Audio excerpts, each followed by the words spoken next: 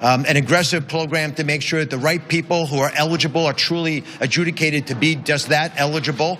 And the work requirement is part of that equation, ensuring that what is good for the individuals, what's very popular amongst the American people, the idea that you should be trying to work or volunteer or get educated, participate in your community in some way.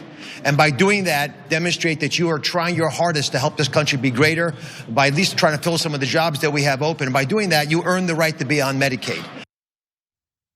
That was Dr. Oz, who, because we are a failed state, is potentially in charge of Medicaid and its administration.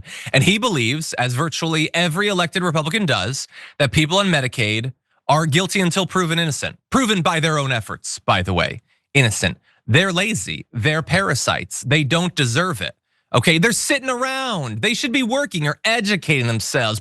They don't work, they don't know anything. And I have to pay for their health care? I, Dr. Oz, who am worth an approximated $300 million. $300 million.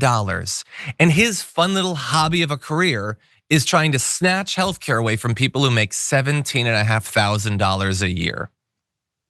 If he dropped $17,500 while walking down the street, he might not stoop to pick it up because it would be a waste of his time.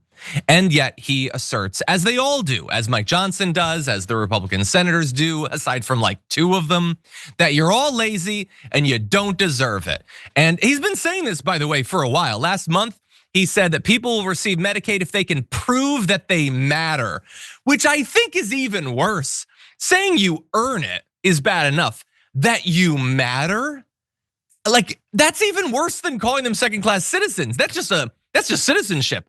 Do you matter, like in a philosophical sense, in a cosmic sense? How much do you despise these people, many of whom are Republicans, many of whom are Donald Trump's supporters, and yet apparently they don't matter. Now, I'm of the ridiculous, perhaps, opinion that you earn it by being an American.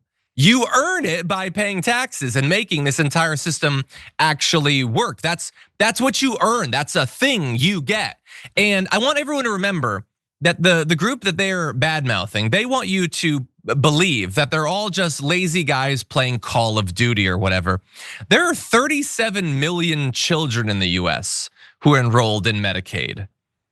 Should they have to prove that they're paying attention enough in their classes, that they're turning in their homework on time? Should they be working after school? I take that back, even as a hypothetical, because I know that they actually do want them to work. So I'm a little bit worried about that. Also, I think it's like 1 in 5, or maybe it might be much more than that. I apologize, I should have written down the stat. Check it for yourself. People in assisted living, a very significant percentage, are on Medicaid. Do they matter? Did they earn it? I just assume that they matter and that they earned it, but the guy with $300 million thinks they should probably fill out some more paperwork, Sharon.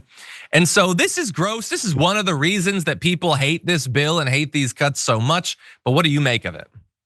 Dr. Oz is violating, well, the main tenet, okay, of the Hippocratic Oath: do no harm. First, do no harm. He's deliberately doing harm. And he came from, I'll call them split parents. I mean, they were together. His mother was more affluent. His father grew up during the Great Depression in a small Turkish village and really had nothing. He's poor. He had to come to the United States, where presumably he got some aid, an opportunity to do more, become a doctor. And this is what came of that union. This guy who is trying to destroy vulnerable people and say, not, you have to earn a car, or you have to, earn your first home. Even we could debate what's going on with that, because some people never get an opportunity to earn it. He's saying you have to earn the right to basically live. I mean, many of his uncles he probably never met because they didn't survive. Many children on his father's side died. They never made it to adulthood. And this is the values that your family, a beautiful family who came to the United States from Turkey, this is now what you're spewing. Yeah. I think it's disgusting. $300 million worth. Yeah, and as you point out, he was wildly successful, okay? So he made all this money, but you know what?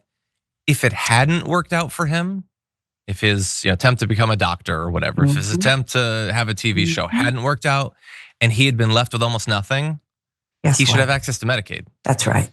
Like every American should. And we would advocate for that because we actually care.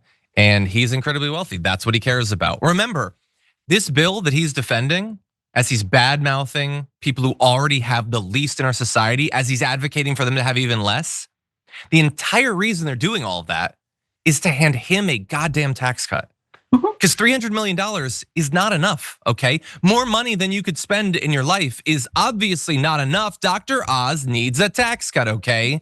Because he matters, because he earned it. I keep being told by him and by the media and by our government.